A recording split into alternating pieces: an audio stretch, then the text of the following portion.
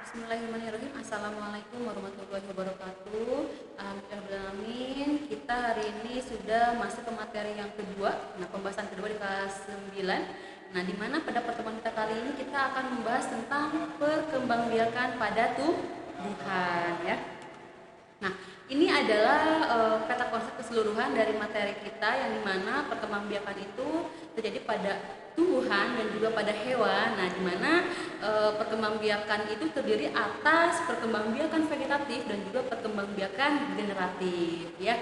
Dimana sudah terlihat di peta konsep ya, perkembangbiakan vegetatif itu bisa terjadi pada tumbuhan dan juga hewan. Nah, dimana perkembangbiakan vegetatif itu dia melibatkan bagian dari tubuh tumbuhannya itu sendiri, dan untuk perkembangbiakan generatif itu dia melibatkan atau adanya sel peleburan sel kelamin jantan dan sel kelamin betina gitu ya, yang sehingga nantinya akan adanya proses fertilisasi atau pembuahan. Oke.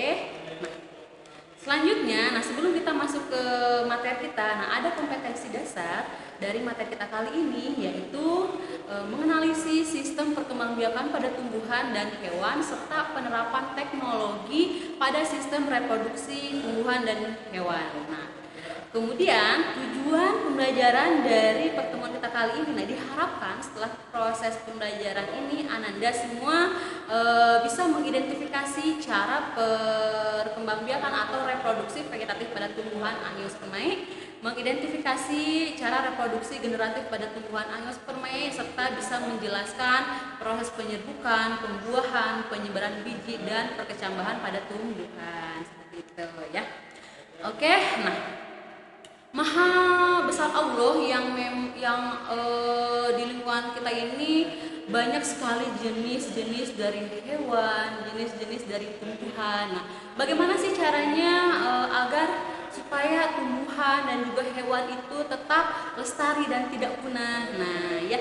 Kemudian pernah tidak nih kalian mengamati atau melihat berbagai jenis tanaman di rumah kalian? Nah, kira-kira di rumah kalian ini ada tanaman apa aja? Nah, pernah kan, pasti ya, pernah kita mengamati. Kemudian bagaimana sih tumbuhan yang ada di sekitar rumah kalian ini bertambah banyak? Nah, kemudian bagaimana si tumbuhan tersebut bisa bereproduksi dan juga berkembang biak? Nah, ini akan kita bahas insya Allah pada pertemuan kita kali ini. Jadi diharapkan nih setelah selesai kita membahas, kita akan tahu bagaimana cara si tumbuhan itu bisa bereproduksi atau bertambah banyak seperti itu. Oke, lanjut ya. Secara umum, perkembangbiakan atau reproduksi pada tumbuhan ini dia ada dua. Yang pertama itu adalah perkembangbiakan vegetatif, yang dimana proses perkembangbiakan secara aseksual atau tidak kawin. Nah, apa sih itu maksudnya? Jadi perkembangbiakan vegetatif itu cara perkembangbiakan dengan menggunakan bagian tumbuhannya. Nah, kemudian dari proses perkembangbiakan tersebut akan dihasilkan individu baru. Akan dihasilkan individu baru tanpa melalui proses fertilisasi atau pembuahan seperti itu. Nah, kemudian cara perkembangbiakan dari tumbuhan vegetatif ini dia hanya melibatkan satu induk. Nah, dan keturunan yang dihasilkan itu akan identik dengan induknya gitu ya. Jadi sifatnya atau karakternya itu dia akan identik dengan induknya seperti itu. Kemudian yang kedua itu adalah perkembangbiakan generatif, di mana perkembangbiakan generatif ini adalah perkembangbiakan secara seksual atau kawin. Jadi perkembangbiakan tumbuhan melalui adanya peleburan antara sel kelamin jantan yaitu benang sari dan sel kelamin betina yaitu putih. Nah, hasil keturunan dari proses perkembangbiakan generatif ini dia akan meningkatkan variasi genetik dalam satu spesiesnya. Jadi tidak identik antara induk dengan keturunannya seperti itu ya. Kemudian tumbuhan ini terbagi dalam 4 kelompok besar. Yang pertama ini ada Angiospermae atau disebut juga dengan tumbuhan berbiji tertutup, Gymnospermae tumbuhan berbiji terbuka, Pteridophyta tumbuhan paku dan Bryophyta tumbuhan lumut. Nah, yang akan kita bahas lebih dalam pada pertemuan kita kali ini adalah perkembangbiakan tumbuhan Angiospermae ya. Oke, perhatikan nih di layar ini ada pohon mangga. Kemudian ini ada jagung. Oke ya, kemudian ini ada kelapa. Kemudian ada padi yang biasa yang menjadi bahan pokok makanan kita dari padi ya. Kemudian ini ada pohon rambutan. Nah, di mana semua gambar ini merupakan contoh tumbuhan Angiospermae seperti itu. Lantas apa sih tumbuhan Angiospermae itu? Nah, Angiospermae atau tumbuhan berbiji tertutup itu adalah tumbuhan yang memiliki ciri bakal bijinya itu berada di dalam bakal buah atau kita sebut dengan ovarium. Seperti terlihat di gambar, di mana bakal buah ini dia akan berkembang menjadi buah dan bakal biji ini dia akan berkembang menjadi biji. Seperti itu sudah terlihat di gambar ya. Oke, selanjutnya tumbuhan Angiospermae ini dia bisa mengalami perkembangbiakan secara vegetatif dan juga generatif, di mana reproduksi atau perkembangbiakan vegetatif ini dia dibedakan menjadi dua. Yang pertama itu ada perkembangbiakan vegetatif alami dan yang kedua ini ada perkembangbiakan vegetatif buatan. Oke, yang pertama kita bahas di sini adalah perkembangbiakan vegetatif alami pada tumbuhan. Apa sih maksudnya? Nah, perkembangbiakan vegetatif alami, nah ini adalah suatu proses perkembangbiakan pada tumbuhan yang dimana pada prosesnya itu tidak ada campur tangan kita. Jadi dia melibatkan bagian tubuh tumbuhannya sendiri tanpa ada bantuan dari manusia dan sifatnya alami seperti itu. Apa saja yang termasuk ke dalam proses perkembangbiakan vegetatif alami pada tumbuhan? Yang pertama ini adalah rizoma atau biasa kita kenal dengan rimpang, gitu ya. Nah, di mana rizoma ini merupakan batang tumbuhan yang tumbuh jalan di dalam tanah. Nah, batang ini yang disebut dengan rizoma, di mana terlihat pada gambar. Pada batang tersebut dia terdiri atas buku dan ruas sebasnya. Nah, di mana pada buku rizoma tersebut yang nantinya akan menghasilkan tunas, yang dimana tunas ini yang nanti akan berkembang menjadi individu yang baru. Contohnya apa? Nah, contohnya ini ada pada jahe, kunyit, temulawak, dan juga lengkuas. Oke, yang selanjutnya ini adalah umbi lapis. Nah, umbi lapis ini adalah batang tumbuhan, batang yang tumbuh di dalam, batang yang tumbuh di bawah tanah, yang dimana namanya umbi lapis berarti dia itu memiliki lapisan daun yang berlapis-lapis. Nah, di mana lapisan daun itu dia berdaging, ya. Nah, di mana lapisan tersebut dia berfungsi untuk menyimpan cadangan makanan. Nah, kemudian, pada umbi lapis ini pada bagian bawahnya dia itu mempunyai batang yang kecil yang disebut dengan cakram. Kemudian pada umbi lapis ini nanti dia akan tumbuh kuncup samping, yang dimana kuncup samping tersebut akan berkembang menjadi umbi lapis kecil-kecil yang berkelompok di sekitar induknya atau yang kita sebut dengan siung, gitu. Yang nanti siung ini yang akan berkembang menjadi individu yang baru. Contohnya pada bawang merah, bawang putih atau bawang bombay. Nah, itu ya contoh dari umbi lapis. Yang selanjutnya ini adalah umbi batang. Umbi batang ini adalah tumbuhan yang mengalami pengembungan pada bagian batang di dalam tanah, gitu. Yang dimana batang ini berfungsi sebagai cadangan makanan, ya. Yang contoh nih seperti terlihat di gambar. Jadi pada umbi batang ini dia mempunyai mata tunas, yang dimana mata tunas ini yang nantinya akan berkembang menjadi individu yang baru, gitu ya. Contohnya pada kentang dan ubi jalar. Oke.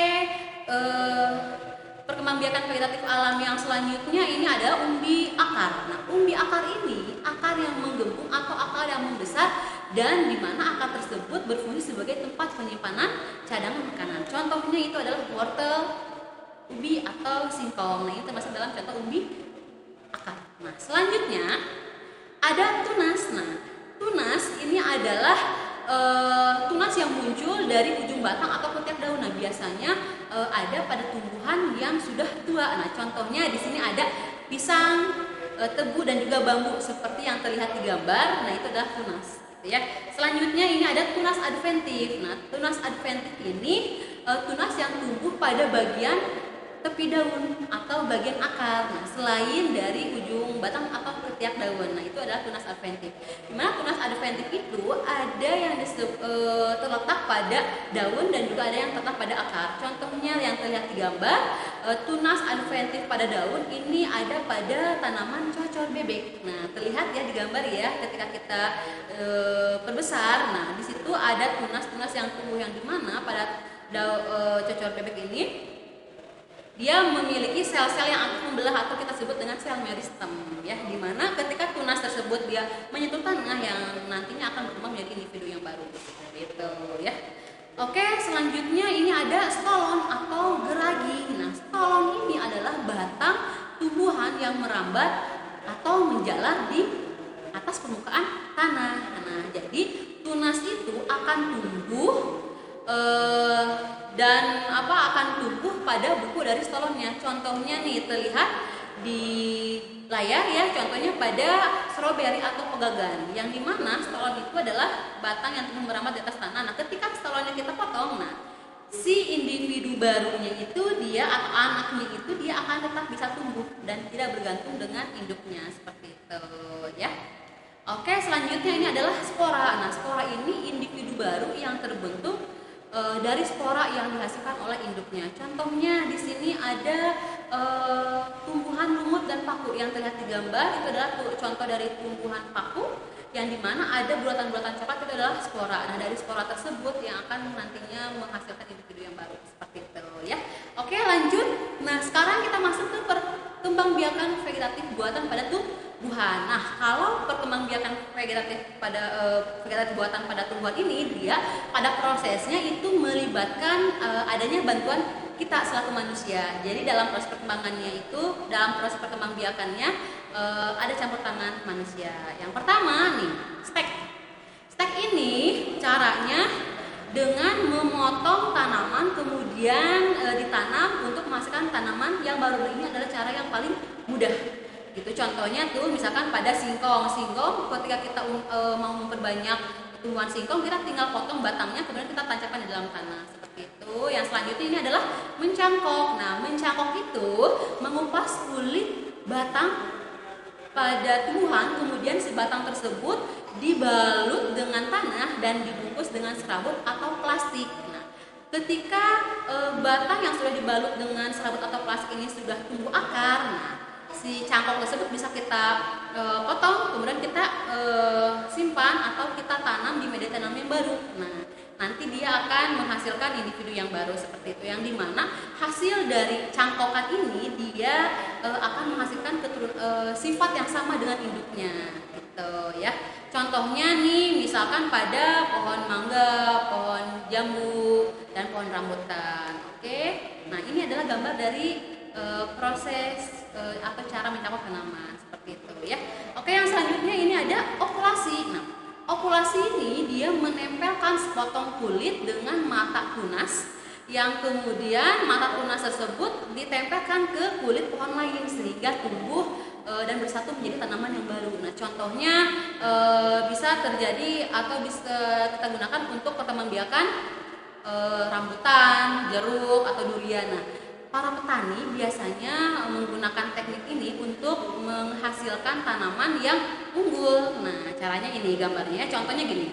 Misalkan kita mempunyai jeruk yang mempunyai batang yang kuat, tapi buahnya itu kecil dan rasanya masam. Kemudian kita juga punya jeruk yang batangnya tidak terlalu kuat, tapi buahnya besar dan rasanya manis. Nah, kita bisa menggunakan teknik okulasi ini untuk menghasilkan jeruk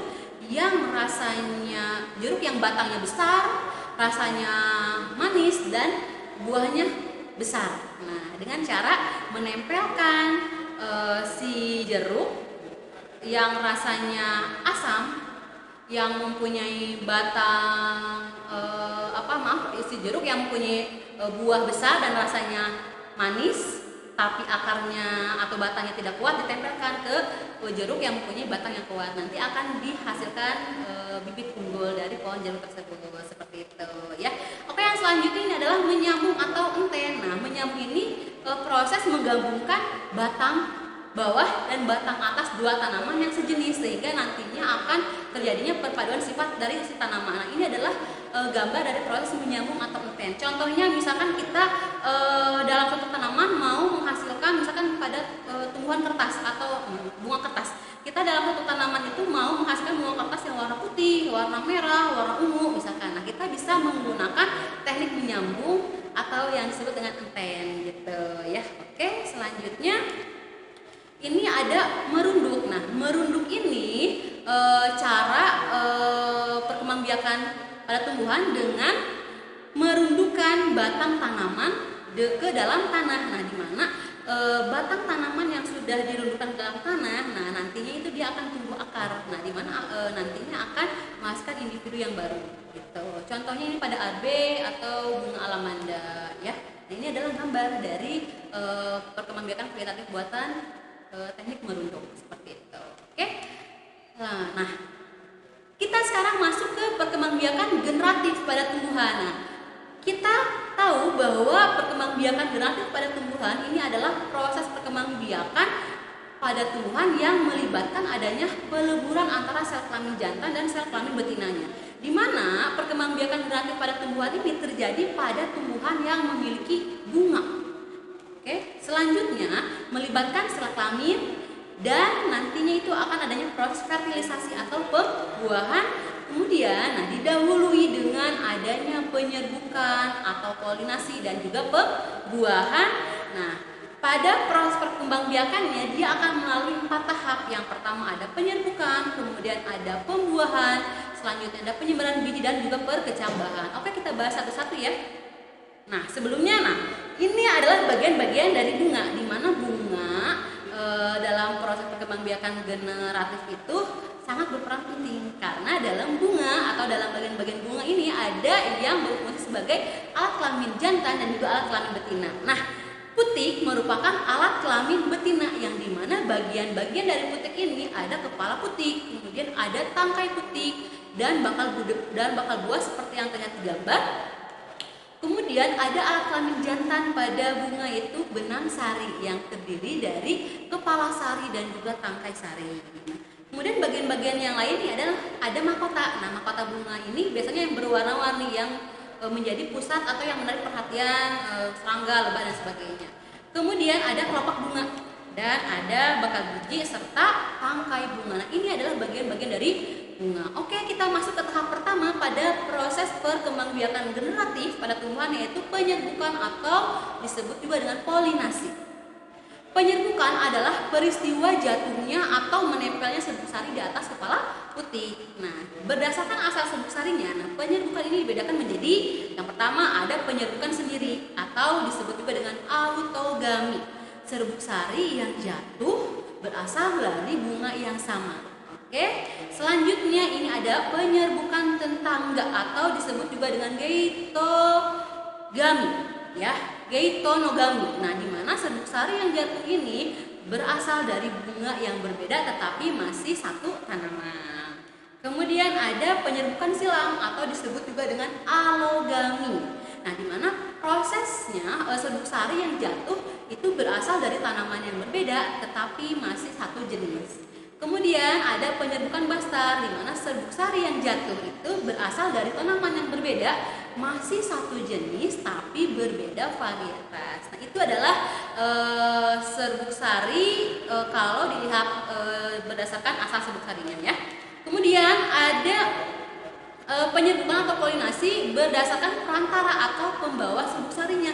Yang pertama ada anemogami, di mana anemogami ini penyerbukan yang dibantu oleh angin. Nah, biasanya atau lazimnya tumbuhan tersebut memiliki ciri-ciri itu bunga berukuran kecil, kemudian banyak dan juga ringan, sehingga dia mudah untuk dibawa oleh angin. Nah, contohnya ini pada rumput jagung padi. Nah, kemudian ada zoidiogami, di mana penyerbukan yang perantaranya itu disebabkan oleh hewan. Nah, ada bagian-bagiannya nih. Yang pertama ada entomogami atau penyerbukan perantaranya oleh serangga. Nah, ciri-cirinya itu tanaman yang mempunyai warna yang menarik. Nah, mempunyai madu, contohnya itu pada bunga matahari. Yang kemudian ada ornitogami atau perantaranya itu oleh burung. Nah, Ciri-cirinya itu biasanya berwarna cerah, kemudian tidak berbau.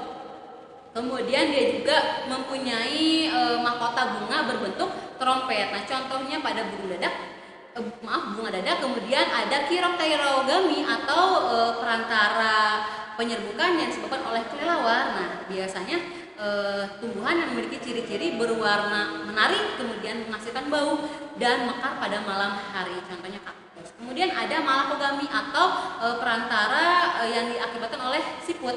Nah, biasanya terjadi pada tumbuhan buah. Oke. Kemudian ada hidrogami atau penyerbukan yang dibantu oleh air. Contohnya pada tumbuhan air atau ya seperti eceng gondok atau teratai. Nah, selanjutnya ada antropogami atau penyerbukan yang dibantu oleh manusia. Contohnya bunga anggrek dan vanili seperti itu. Oke, nah ini adalah gambar dari penyerbukan yang dibantu oleh angin, hewan, air dan juga oleh manusia. Oke, lanjut ya.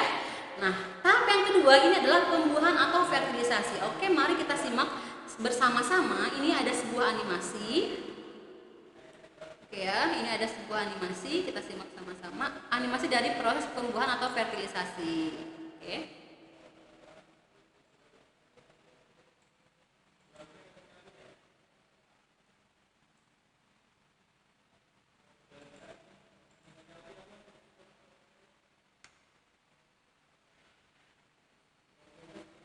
Oke ya, nah ini serbuk sari. Nah, serbuk sari dia itu mempunyai inti vegetatif dan juga inti generatif. Yang dimana nanti si serbuk sari ini dia akan menempel di atas kepala putik. Nah, dimulailah proses penyerbukan. Serbuk sari menempel di atas kepala putik. Nah, kemudian dia menyerap air dan berkecambah membentuk buluh sari. Ya, di mana buluh sari itu dia akan tumbuh dan bergerak menuju bakal buah melalui tangkai putik. Nah, di sini pada prosesnya serbuk sari itu dia akan membelah menjadi inti sel generatif dan juga inti sel vegetatif. Inti sel vegetatif ini dia yang hanya berperan menjadi penuntun gerak saja ke bakal biji. Sedangkan inti sel generatif dia itu kan membelah menjadi dua. Yang satu nanti akan membuahi inti sel telur. Ya, sudah terlihat di gambar. Yang satu lagi inti sel generatif itu dia akan membuahi inti kandung lembaga membentuk endosperma atau cadangan makanan seperti itu. Sudah terlihat ya jelas di animasinya.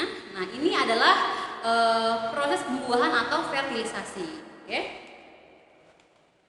Nah, kalau kita rangkum nih prosesnya seperti ini. Pertama, serbuk sari itu jatuh dan melekat di atas kepala putik. Kemudian serbuk sari itu dia akan menyerap air dan berkecambah membentuk buluh sari. Nah, kemudian buluh serbuk sari tersebut dia akan tumbuh dan bergerak menuju bakal buah melalui tangkai putik. Nah, pada proses perjalanannya nih si serbuk sari itu dia akan membelah. Nah, ya. Jadi inti sel di dalam serbuk sari itu dia akan membelah menjadi satu inti sel vegetatif dan dua inti sel generatif. Yang dimana satu inti sel vegetatif ini dia berperan sebagai penuntun gerak ke bakal biji.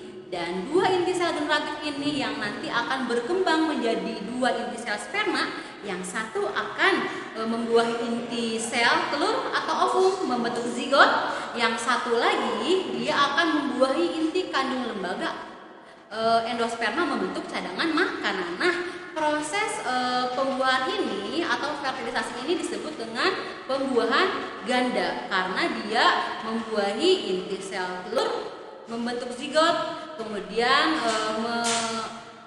membuahi inti kandung lembaga membentuk endosperma atau cadangan makanan. Oke, dapat dipahami ya? Oke. Nah, ini gambar hanya penjelasan yang dari yang sudah kita jelaskan tadi sama saja. Oke, kita next ya. Nah, tahap ketiga itu adalah penyebaran biji, di mana proses penyebaran biji itu dapat terjadi secara alami atau dengan bantuan manusia. Nah, penyebaran biji ini dapat dilakukan dengan pertama anemokorit atau penyebaran biji dengan bantuan angin, ya. contohnya atau ciri-cirinya tanaman yang mempunyai bijinya itu kecil, ringan dan bersayap. Contohnya itu pada bunga dan delion. Selanjutnya ada hidrokori. Nah, hidrokori ini proses penyebaran biji dengan bantuan air. Biasanya terjadi pada tumbuhan yang hidup itu di dekat di daerah perairan. Contohnya pohon kelapa misalkan dan bakau. Nah, ini ya gambarnya. Oke, yang selanjutnya ini adalah zookori. Nah, zookori ini adalah proses penyebaran biji dengan bantuan hewan. Di mana zookori ini dibagi menjadi 4. Yang pertama itu adalah entomokori, penyebaran biji dengan perantara serangga. Contohnya adalah wijaya dan tembakau. Kemudian ada kirepterokori atau penyebaran biji dengan perantara kelelawar. Contohnya pada jambu biji dan pepaya. Sudah terlihat di gambar ya. Yang selanjutnya ini adalah zookori. Nah, zookori ini adalah penyebaran biji ornitokori, penyebaran biji dengan perantara burung. Contohnya beringin dan benalu. Nah, kemudian ada mamokori, adalah penyebaran biji dengan perantara mamalia. Contohnya adalah hewan luwak yang membantu dalam proses penyebaran biji kopi, seperti itu ya. Yang selanjutnya ini adalah antropokori, proses penyebaran biji dengan bantuan manusia. Nah, di mana proses ini bisa dilakukan dengan sengaja dan juga tidak sengaja. Kalau tidak sengaja, misalkan bijinya itu nempel di baju kita, kemudian nanti jatuh gitu. Kalau dengan sengaja kita lakukan langsung ke tumbuhannya tersebut. Oke, seperti itu ya.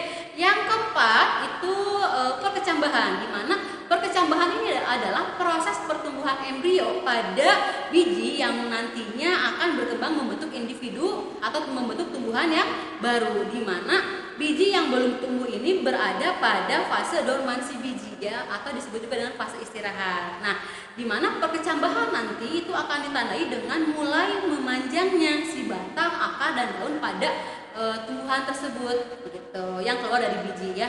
Nah, di mana berdasarkan kotyledonnya nih, perkecambahan itu dibedakan menjadi 2. Yang pertama disebut dengan hipogeal dan juga epigeal. Nah, terlihat di gambar, hipogeal ini adalah perkecambahan yang kotyledonnya berada di bawah tanah. Kotyledon itu bisa kita bilang juga sebagai cangkang. Nah, gitu ya. Jadi kalau kotyledon kalau hipogeal itu si kotyledonnya dia tidak ikut tumbuh ke atas, mengikuti tumbuhannya enggak. Kalau si epigeal, nah si epigeal ini perkecambahan yang dimana kotyledonnya itu dia ikut terangkat ke atas tanah. Nah, gitu. Kalau tumbuhannya tumbuh, maka si kotyledonnya juga ikut tumbuh ke atas. Gitu. Contohnya kalau epigeal itu adalah pada kacang tanah masuk kacang merah. Kemudian kalau hipogeal itu contohnya pada jagung, seperti itu. Nah, alhamdulillah kita sudah selesai nih materi kita pertama. Nah, sudah selesai, mudah-mudahan kita semua diberikan kemudahan dan kepahaman dalam menyimak, kemudian dalam menyerap materi yang sudah kita pelajarin. Oke ya, kita lanjutkan nanti di video conference yang akan kita lakukan setelah di jam pelajaran kita nanti ya. Oke, baik, terima kasih. Mudah-mudahan semuanya dapat diserap dengan baik. Wabillahi taufiq wal hidayah. Wassalamualaikum warahmatullahi wabarakatuh.